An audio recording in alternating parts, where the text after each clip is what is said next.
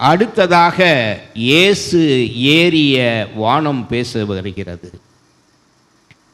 கவிஞரை பற்றி சொல்ல வேண்டும் என்று சொன்னால், 2 அடிகளை பாடினால் அது திருக்குறள், அடிகளார் கவிதை பாடினால் அது கவிதை இமயத்தின் குரல். இவருக்கும் சின்ன அடிகளார் என்று பெயர். இயேசு காவியம் போல் இன்னொரு காவியம் இவரது தச்சனின் கதை. இயேசு காவியம் போல் இன்னொரு காவியம் இவரது தச்சனின் கதை. லாரன்ஸ் அடிகளார் என்னும் அச்சனை மிஞ்சிய பச்சன் இவர். லாரன்ஸ் அடிகளார் என்னும் அச்சனை மிஞ்சிய பச்சன் அவர். அச்சன் என்பது மலையாளத்தில் அப்பா, பச்சன் என்பது இந்தியில் மகன், அடிகளார் என்பது தமிழுக்கு பிறந்த தலைமகன். சமீபத்தில் நான் ரசித்த இவரது கவிதைகள்: தாவீதின் குமாரனே நன்றி, மலைப்பிரசங்கத்தில் அருவி போல பிரசங்கித்த நீர், சிலுவையில் கருமி போல் சிக்கனமாய் 7 வார்த்தை மட்டும் சொன்னீர். நல்ல வேளை 7 வார்த்தைகளுக்கு பதிலாக நீர் 70 வார்த்தைகள் பேசியிருந்தால் புனித வெள்ளியன்று 70 ஆயர்களுக்கு நாங்கள் எங்கே போய் தேடுவது? சிலுவை கெட்டு போனவர்களுக்கு பைத்தியம், அதை தொட்டு பார்த்தவர்களுக்கு வைத்தியம். வைத்தியம் பார்க்க வருகிறார் டாக்டர் ஜோசப் மோகன்குமார். கரங்களை தட்டுவோம். நன்றி கவியரங்க தலைவர் அவர்களே. உங்கள் உதடுகளால் நாங்கள் உச்சரிக்கப்படுவதால் தான் இன்று வரை நாங்கள் உயிர் தெழுது கொண்டிருக்கிறோம். மிக்க நன்றி. திருத்துவ கடவுளுக்கு தேன் தமிழ் வணக்கம். நற்றமிழுக்கு நன்றியுடன் வணக்கம்.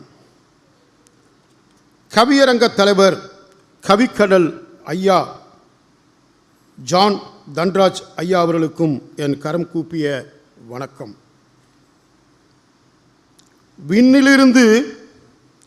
விண்ணிலிருந்து தன்னையே எண்ணெயாக ஊற்றியதால் எண்ணெய் இல்லாமல் மீன்களை பொரித்து தந்த இயேசு பெருமானுக்கு என் வணக்கம். ஆயர்களுக்கு என் அன்பு வணக்கம்.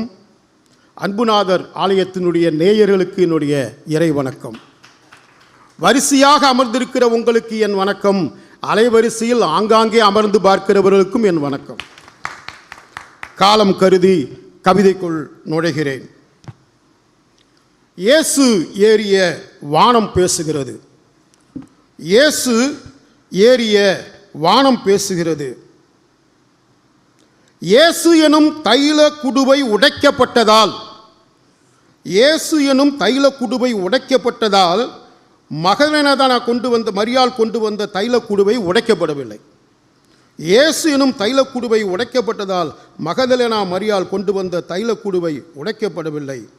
இயேசு எனும் நலத தைல குடுவை உடைக்கப்பட்டதால் வானம் எனக்கு வாசம் வந்தது, பூமி உனக்கோ நேசம் வந்தது. வானம் எனக்கு வாசம் வந்தது, பூமி உனக்கோ நேசம் வந்தது. சமையல்காரரையே சமைத்தார்கள். கொல்கதா மலையிலே சமையல்காரர்களையே சமைத்தார்கள். வாசம் என்னிடத்தில் வந்தது, உடலை உண்டது நீங்கள்தான். வாசம் என்னிடத்தில் வந்தது, உடலை உண்டது நீங்கள்தான். நான் வானம் பேசுகிறேன். நான் மெஞ்ஞானம் மட்டுமல்ல விஞ்ஞானமும் கூட. நான் மெஞ்ஞானம் மட்டுமல்ல விஞ்ஞானமும் கூட. அதனால்தான் இந்த உயிர்த்தெழுதல் கவியரங்கத்தை கூட அலைவரிசையில் அடியேன் எடுத்து செல்லுகிறேன். அதையும் ஒரு அருட்பணியாக கருதுகிறேன். நான் மெஞ்ஞானம் மட்டுமல்ல விஞ்ஞானமும் கூட. அதனால்தான் இந்த உயிர்த்தெழுதல் கவியரங்கத்தை கூட அலைவரிசையில் எடுத்து செல்லுகிறேன். அதை ஒரு அருட்பணியாக கருதுகிறேன். வானத்தையும் அலைவரிசையில் நீங்கள் எடுத்து செல்வதால் தான் கவிஞர்கள் எல்லாம் உங்கள் பின் வரிசையாக நாங்கள் நிற்கிறோம், தொடர் வரிசையில் இருக்கிறீர்கள். வானத்தையும் பூமியையும் பிரித்த வல்ல கடவுளுக்கு நான் வசிக்கும் வீடு. வானத்தையும் பூமியையும் பிரித்த வல்ல கடவுளுக்கு நான் வசிக்கும் வீடு. வானத்திற்கும் பூமிக்கும் எப்பொழுதுமே ஒரு வழக்கு உண்டு. கவியரங்க தலைவரே, வானத்திற்கும் பூமிக்கும் எப்பொழுதுமே ஒரு வழக்கு உண்டு. வானம்தான் பூமியை படைத்தது. வானம்தான் பூமியை படைத்தது. பூமி ஏனோ வானத்தை உடைத்தது. பூமி ஏனோ வானத்தை உடைத்தது. வானம் ஒரு அழகிய அப்பம் தந்தது.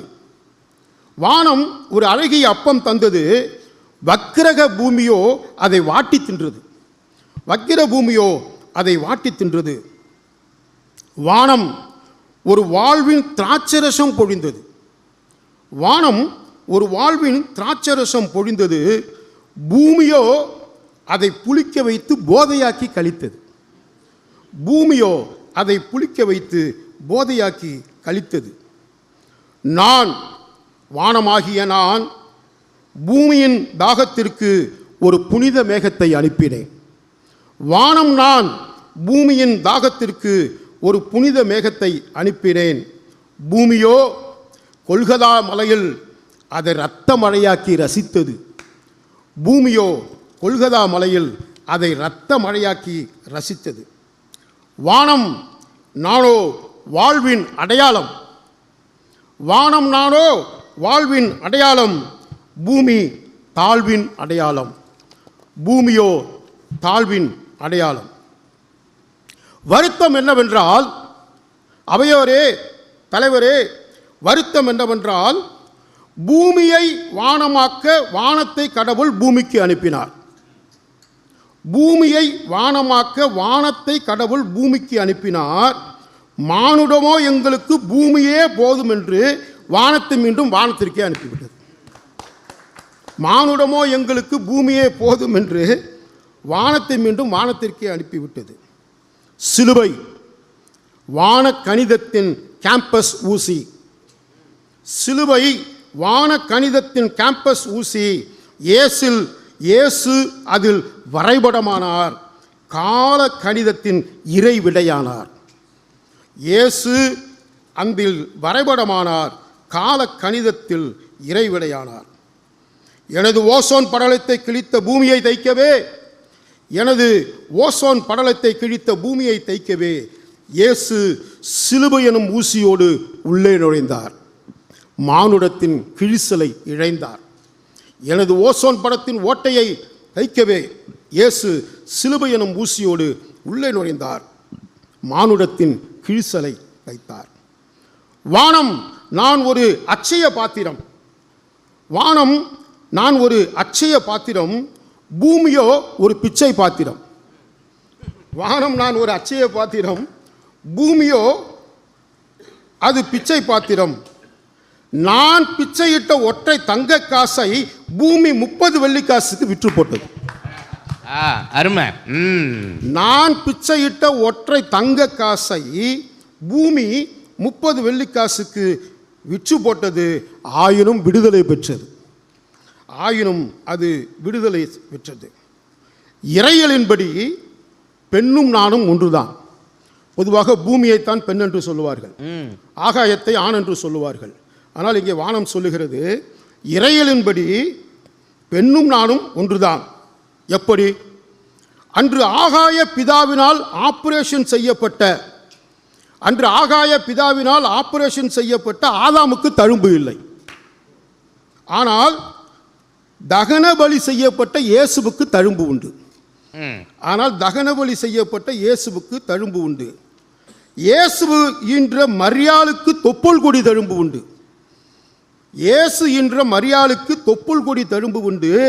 இயேசு என்னில் மீண்டும் நுழைந்ததால் உடன்படிக்கை தொப்புள் கொடியாக அடிக்கடி வானவில் என்னில் வந்து போகிறது. உடன்படிக்கை தழும்பாக, உடன்படிக்கை தொப்புள் கொடியாக அடிக்கடி வானவில் என்னுள் வந்து போகிறது. இயேசு மரியாளின் மடியில் பிறந்தார், மரித்தார், மறுபடி உயிர்த்தார், மீண்டும் என் மடியில் மறு உலகம் பிறந்தார். வானம் நானும் பெண்ணும் ஒன்றுதான். வானம் நான் ஒரு போதி மரம் தந்தேன். பூமி அதை பாதி மரமாக்கியது. 3ஆம் நாளில் மீண்டும் அதை நான் நீதி மரமாக நிறுத்தினேன். 3ஆம் நாளில் நான் மீண்டும் அதை நீதி மரமாக நிறுத்தினேன். முற்போக்குள்ள சில மூட நம்பிக்கை உள்ளவர்கள் 1ஆம் நாளிலே இயேசு உயிர்ப்பாரா என்று உற்சாகமாக காத்திருந்தார்கள். முதல் உயிர்த்தெழவில்லை, 3ஆம் நாள் உயிர்த்த இயேசுக்கு நான் முன்னுரை வழங்கினேன், முகவுரை பாடினேன். கல்லறை பாறை புரண்டதை நீங்கள் கைதட்டி பாடுகிறீர்கள். கல்லறை பாறை புரண்டதை நீங்கள் கைதட்டி பாடுகிறீர்கள். பூமியே பாறையாக புரளாமல் கிடக்கிறது. பூமியே பாறையாக புரளாமல் கிடக்கிறது. எங்கே ஓடுகிறீர்கள்? இயேசு ஏறிய வானம் இன்னும் நான் திறந்தே கிடக்கிறேன். இயேசு ஏறிய வானம் இன்னும் நான் திறந்தே கிடக்கிறேன். நீங்கள் தான் எவரும் ஏறி வரவில்லை. நீங்கள் தான் எவரும் ஏறி வரவில்லை. என்னிடத்தில் பார்ட்டி இல்லை, என்னிடத்தில் பாலிடிக்ஸ் இல்லை, என்னிடத்தில் தேர்வு உண்டு, தேர்தல் இல்லை. வானம் என்னிடத்தில் பார்ட்டி இல்லை, பாலிடிக்ஸ் இல்லை, தேர்வு உண்டு, தேர்தல் இல்லை. அழகாய் நிற்பவர்களுக்கு மட்டுமல்ல, அருவருப்பாய் இருப்பவர்களுக்கும் இங்கே அனுமதி உண்டு. அழகாய் இருப்பவர்களுக்கு மட்டுமல்ல, அருவருப்பாய் இருப்பவர்களுக்கும் இங்கே அனுமதி உண்டு. இயேசுவின் குடும்பத்தாருக்கு மட்டுமல்ல, யூதாசின் குடும்பத்திற்கும் என்னிடத்தில் இடம் உண்டு. இயேசுவின் குடும்பத்தாருக்கு மட்டுமல்ல, யூதாசின் குடும்பத்தாருக்கும் என்னிடத்தில் இடம் உண்டு. வானம் நான் தாழ்விடத்தின் வாழ்விடம். வானம் நான் உச்சியில் இல்லை, வானம் நான் தாழ்விடத்தின் வாழ்விடமாக இருக்கிறேன். மீண்டும் மெசியா என்னிடத்திலிருந்தே வருவார். மீண்டும் மெசியா என்னிடத்திலிருந்தே வருவார். சிலுவை ரோஜாவாக அல்ல, சீர்திருத்த ராஜாவாக சிவப்பு கொடியுடன் வருவார். மீண்டும் மெசியா என்னிடத்திலிருந்தே வருவார். சிலுவை ரோஜாவாக அல்ல, சீர்திருத்த ராஜாவாக சிவப்பு கொடியுடன் வருவார். அதுவரை இயேசு உயிர்த்தெழுந்தார் என்பது 2ஆம் வருகை வரைக்கும், அதுவரை இயேசு உயிர்த்தெழுந்தார் என்பது பூமிக்கு நேசத்தீர்ப்பின் செய்தி. அதுவரை இயேசு உயிர்த்தார் என்பது இந்த பூமிக்கு நேசத்தீர்ப்பின் செய்தி. என்னிலிருந்து இயேசு 2ஆம் முறை வருவார் என்பது நியாயத்தீர்ப்பின் செய்தி. என்னிலிருந்து இயேசு 2ஆம் முறை வருவார் என்பது நியாயத்தீர்ப்பின் செய்தி. நன்றி, வணக்கம். அருமை அருமை அருமை. நான் ஒரு தங்க காசை அனுப்பினேன், 30 வெள்ளி காசுகளுக்கு விற்றுவிட்டீர்களே. கவிதை இன்றைய கவியரங்கத்தின் அற்புதமாக வந்த இன்னும் ஒரு கவிதை. ஒரு கவிஞன் எழுதினான், அங்கே இருக்கக்கூடிய நிலா சிவப்பு முகத்தோடு இருக்கிறது, இந்த தங்க கிண்ணத்தில் வெள்ளி அரிசிகளை வைத்தது யார் என்று எழுதினார். அப்துல் ரஹ்மான் கவிஞருடைய பேரன் அவர்கள் வானத்தை பார்த்து கேட்டானா, அவரிடம் இந்த வானம் விழுந்து விழாதா என்று கேட்டானா. அதற்கு அவனே பதில் சொன்னானாம், ஆண்டவர் நட்சத்திர ஆணிகளை அடித்து அதை தாங்கி பிடித்து கொண்டிருக்கிறார் என்று. ஆகவே வானம் எப்போதும் நமக்கு ஒரு போதி மரம், அது எப்போதும் பல செய்திகளை தரும் என்பது உண்மை. அதே போன்று வானம் பெண்ணாக இருக்கிறது என்று சொன்னார் பாவேந்தர் என்று சொன்னார். நீலவான் ஆடைக்குள் நிலவென்று காட்டுகின்றாய் ஒளிமுகத்தை, கோலம் முழுவதும் காட்டிவிட்டால் காதல் கொள்ளையில் சாகுமோ உலகம் என்று அன்றிப்பார். ஆகவே பாவேந்தரை போலவே அற்புதமான கவிதை வரிகளை தந்த கவிதை சித்தருக்கு நம்முடைய பாராட்டுக்களை தெரியும்.